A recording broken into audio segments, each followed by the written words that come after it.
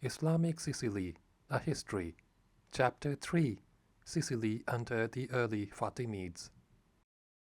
In 909 AD, the Aghlabid rule came to an end with the Fatimid revolution. The Fatimids were Ismaili Shias and claimed descent from the Prophet ﷺ, daughter Fatima radiallahu anha, and her husband Ali radiallahu anhu. Abu Abdullah, a Fatimid missionary, won over the Kutama Berbers, and with their help the first Fatimid Caliph, Ubaydullah al-Mahdi, was installed as the ruler of Ifriqiya. Many Sunni Muslims belonging to the elite of the Aghlabid court took refuge in Sicily.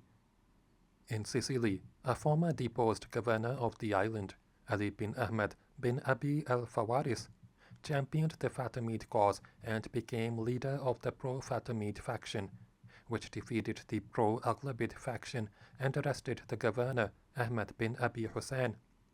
Ali bin Ahmed was confirmed as governor by the Fatimid al-Mahdi Ubaydullah, but was soon deposed and replaced by a more trustworthy lieutenant of the Fatimids, Hassan bin Ahmed, better known as Ibn Abi Khinzir, in 910 AD. The new Qadi Ishaq bin Abi al-Manhal proclaimed al-Mahdi's name in the khutbah, which means sermon, at Palermo. Fatimid rule was thus established in Sicily in practice as well as in theory. In 911 AD, Ibn Abi Khinzir led an expedition against Valdimone, where Christians had risen in revolt. In 912 AD, there was an uprising against him, which may have had a sectarian background. The Mahdi tactfully pardoned the rebels, accepted the removal of Ibn Abi Khinzir, and appointed one Ali bin Umar al-Balawi to the command of Sicily.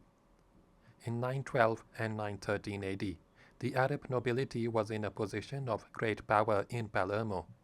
Among them was a rich nobleman, Ziyadatullah bin Qurhub, belonging to a family closely associated with the Aghlabid house. In 913 AD, there was an anti-Fatimid Arab uprising in Palermo, which led to a similar uprising among the Berbers of Girgenti. The Arabs and the Berbers joined hands in electing Ibn Qurhub as their leader and Amir of Sicily. For a short while, Ibn Qurhub gave Sicily a firm, popular, and orthodox Sunni administration. The khutbah was read in the name of the Abbasid Caliph al-Muqtadir, who reigned from 908 AD to 932 AD, who sent him a diploma of investiture, legitimizing him as Amir. There was an influx of Maliki refugees from Ifriqiya into the island. Dear listeners, support me with Buy Me a Coffee or a Super Thanks. In 914 AD, Ibn Qurhub's naval force defeated a Fatimid flotilla near the very coast of North Africa. In 915 AD and 916 AD, he sent an expedition against the Italian mainland, but though his naval detachment was shipwrecked, Eustathius, the Byzantine strategist of Calabria, agreed to pay tribute to him. Just when his regime seemed to be gaining stability and some power, however, a Berber revolt broke out against him at Girgenti and spread to other parts. The rebels appealed to the Fatimid al-Mahdi for support. Ibn Qurhub was captured and sent to the Mahdi, who reproached him. Ibn Qurhub's answer was that the Sicilians had raised him to office and then deposed him, in both cases in spite of himself. He was, however, executed. The Arabs and Berbers who had revolted against Ibn Qurhub were still turbulent and arrogant in their dealings with Fatimid authority. The Mahdi appointed Abu Sa'id Musa al-Taif at the head of a large force of the Kutama Berbers, who had raised the Fatimid house to power and who were the backbone of its army. These Berbers brought Palermo, Girgenti, and the rest of the island firmly under control, suppressing all resistance brutally. After Abu Sa'id had entered Palermo in 917 AD, the ringleaders of the rebellion were rounded up and sent to the Fatimid capital, Mahdiya. He then proclaimed a general amnesty. Muslim Sicily's independence, which seemed a reality under Ibn Qurhub, was crushed, and Fatimid sovereignty was firmly established. His work done, Abu Sa'id returned to Ifriqiya, leaving the island in the hands of the new governor, Salim bin Rashid.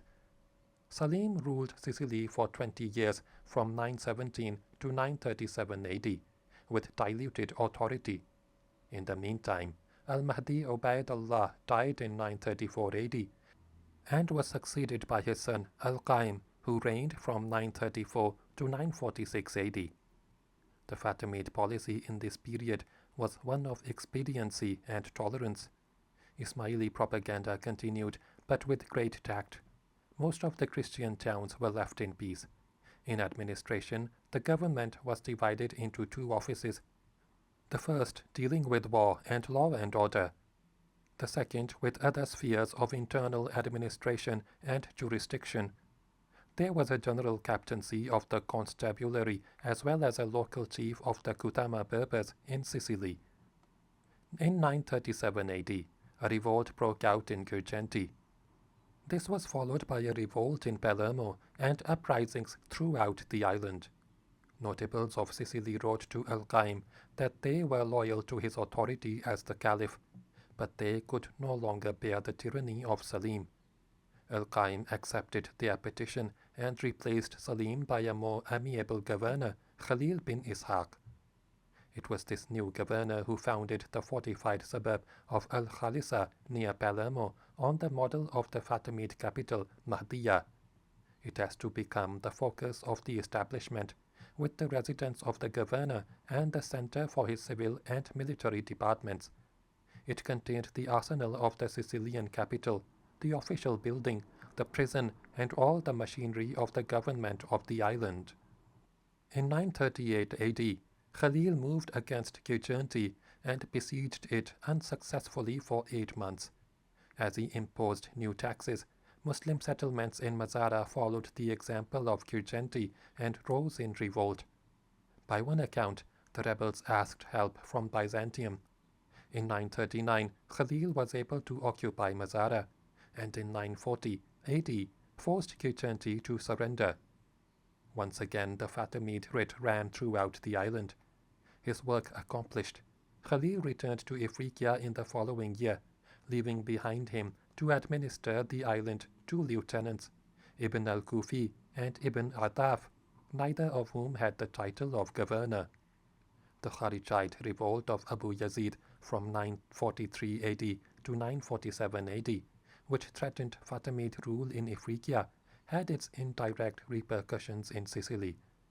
On the one hand, as city after city fell into the hands of Abu Yazid, some pro-Fatimid elements sought refuge in Sicily. On the other hand, in the southern part of the island, there was an uprising among Berber adventurers, and several towns declined to pay tribute or taxes. After the defeat of Abu Yazid and the final triumph of Fatimid power in Ifriqiya, the new Caliph Al-Mansur, who reigned from 946 AD to 953 AD, appointed Hassan bin Ali al-Kalbi as governor to deal with the rebels in the island. With him, a new chapter begins in the history of the island. Dear listeners, support me with Buy Me a Coffee or a Super Thanks. Turning now to the mainland during this period, one has to take brief notice of the activity of the Spanish Arab adventurers who in 891 AD planted a colony at Fraxinetum, that is the Gade Fainet, near Nice, which spread into the interior in the first decade of the 10th century. In 911 AD, the Bishop of Narbonne, who was called to Rome, could not start back because the passes of the Alps were controlled by these Arab freebooters. From time to time, they also swooped down into the plains of Piedmont. They remained a threat to neighboring regions until 940 AD, and were not finally expelled from Fraxinetum until 972 AD or 973 AD. Further south, Carigliano was the main stronghold of Arab raids in Campagna. In 905 AD, the Arabs at Carigliano attacked Capua, then in alliance with Naples. During the first decade of the 10th century, the Arabs reappeared in the neighborhood of Rome, occupied the Sabine and the towns of Narni, Orte, and Nepi. These Arab bands were from the Carigliano, possibly also from Sepino and Bojano. Because of the firm occupation of southern Italy by the Byzantines, the Arab raiders were deflected towards central Italy. The Byzantines now imposed their suzerainty on the Duke of Naples, forcing him to give up Naples' traditional, true intermittent association with the Arabs. In 915 AD, the Byzantine strategist Nicholas Pignigli and his allies from the Italian maritime states converged upon Carigliano and occupied it. The capture of that town meant the end of the last Arab colony on the Tyrrhenian coast, and Cabagna and central Italy became safe from Arab attacks. Calabria, however, still remained exposed to the Arabs by sea. Once Fatimid authority was firmly established in Sicily, raids from that island became frequent. But these raids were hit-and-run adventures not designed to gain permanent footholds. The Byzantine strategist of Calabria, Eustathius, bought peace with the Arabs in 918 AD by paying them 22,000 coins of gold. His successor John Mazulon, or Bizalone, had to levy extra taxes to raise the money to pay the tribute, and this provoked a revolt in which he was assassinated. In 925 AD and 926 AD, Sicilian flotillas, reinforced by some units from Ifriqiya, raided the coasts of Lombardy and Calabria. The territory of Salerno and Naples was raided in 929 AD, and that of Genoa in 935 AD. In Sicily under the early Fatimids, there was not much change in the demographic map of the island. The density of the Muslim population was still in the Val di Mazzara. New Muslim immigrants were artisans, soldiers, and refugees. The population included free men, vassals, and slaves. The Christian population was still well entrenched in the eastern part of the island, especially Val di Mone.